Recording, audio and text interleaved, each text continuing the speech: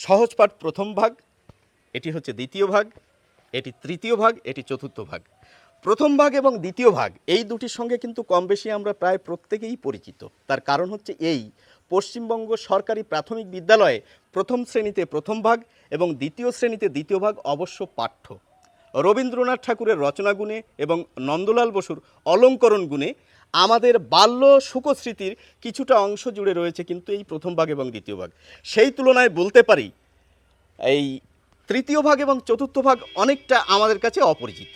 জানিয়ে রাখি, এ দুটি বই কিন্তু এককভাবে রবীন্দ্রনাথ ঠাকুরের রচনা নয়, এ দুটিকে সংকলন গ্রন্থ বলতে পারি। এই যে তৃতীয় ভাগটি দেখতে পাচ্ছেন, এর সম্পাদক হচ্ছেন ক্ষিতীশ রায় এবং এই তৃতীয় ভাগে রয়েছে ২৬টি রচনা, যার মধ্যে ১৪টি রচনা রবীন্দ্রনাথ ঠাকুরের। তাছাড়া এই যে চতুর্থ ভাগ, এরও সম্পাদক হচ্ছেন ক্ষিতীশ রায়।